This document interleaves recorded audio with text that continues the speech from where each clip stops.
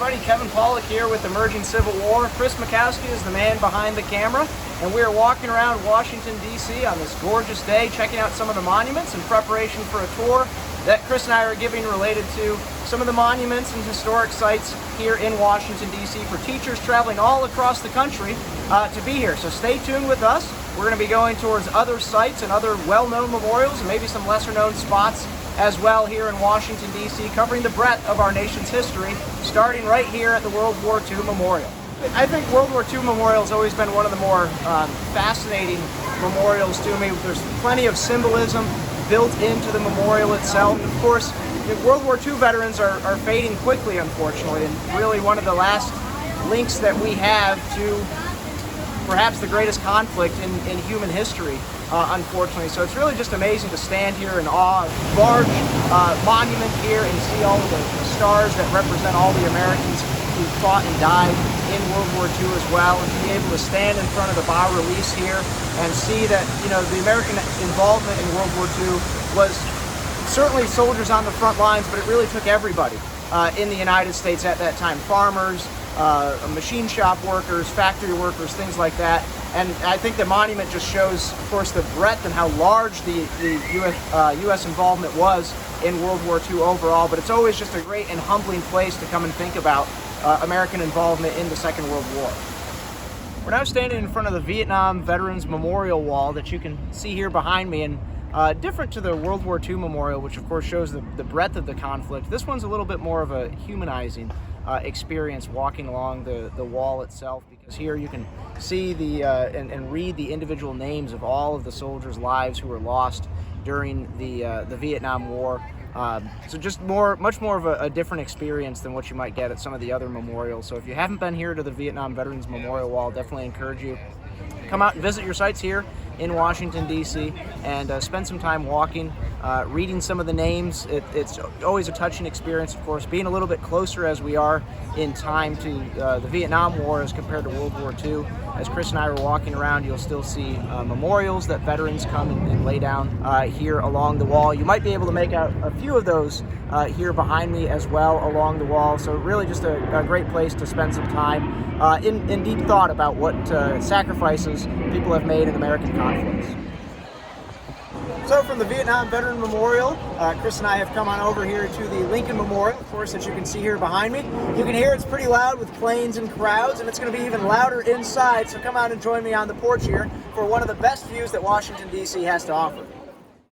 Of course, Lincoln Memorial, one of the best recognized monuments of the many that we'll be seeing here in Washington. When you come here to Washington to see as well, not really many words to say. Chris and I could talk all day long probably about Abraham Lincoln, being students of the American Civil War, but of course just an impressive monument, and the view from here is really something that you can't beat.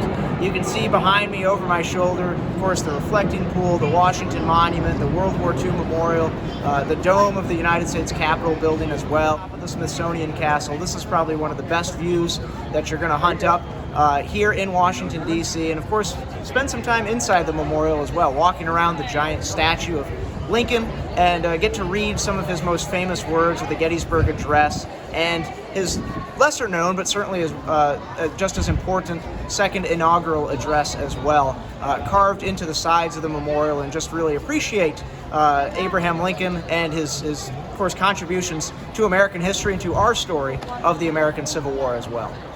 There's America right there behind you. So Kevin, you've had to as a tour guide, you've had to speak over motorcycles and trucks. What's it like to try to compete with an airplane?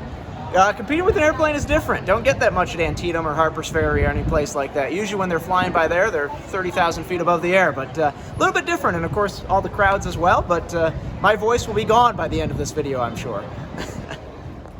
All right, so we've walked now over to the Korean War Veterans Memorial, which you can see behind me. I think one of the more unique memorials that you can find on the National Mall, dedicated about 4 decades after the Korean War came to an end. In 1953, you see the 19 stainless steel soldiers here, sculpted actually by a World War II veteran here behind me, and I think probably one of the most poignant terms that you'll find anywhere on the National Mall. 4 words here that symbolize what all these memorials are about. Freedom is not free. that you can find here overlooking the soldiers representing all the American soldiers that fought in the Korean conflict from 1950 to 1953.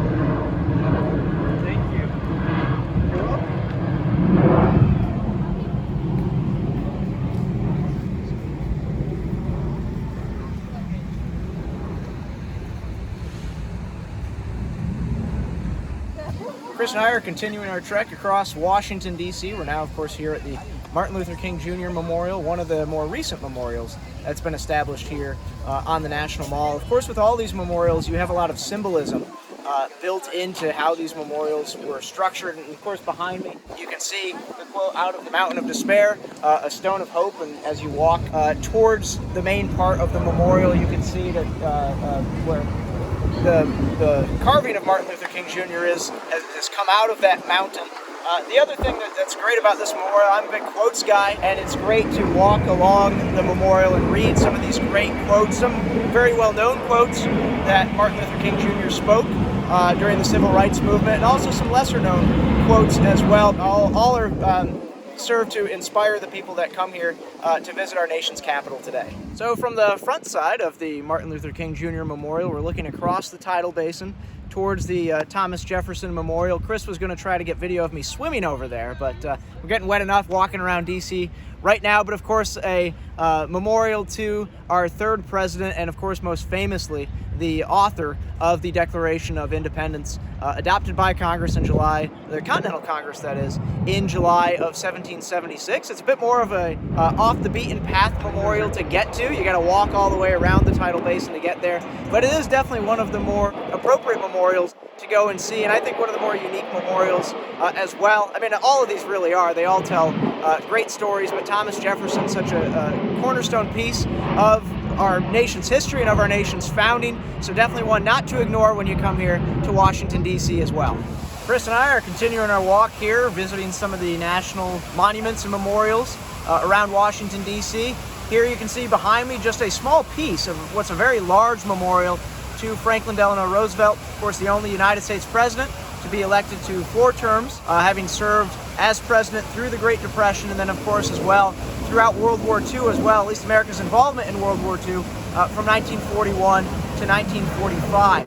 This, unlike a lot of the other memorials, is one you really get to stretch your legs at. You get to do a lot of walking at. There's some great interpretive signage here that the National Park Service has erected telling you a lot of the symbolism related to this place. But I do really like it because from the time you walk in to this memorial, which was erected in 1997, and get to the very end, it really tells a story of Roosevelt's 4 terms in office. And each of these little coves that you see, just one of them behind me, does focus on just 1 term of his office. But you get to see not only what Roosevelt personally did, like the monument, the statue to him behind me, but you get to see statues and depictions of Americans under Roosevelt. You see a statue to an American listening to one of Roosevelt's famous fireside chats. You see depictions of Americans standing in food lines during the Great Depression. So this is just a really great place to, again, view an entirety of a story of a president.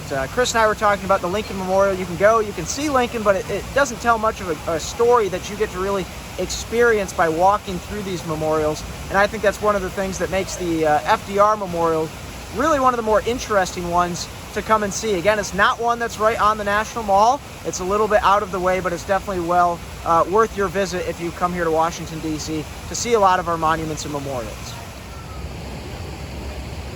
Kevin, stop. We gotta listen to the Yankees game.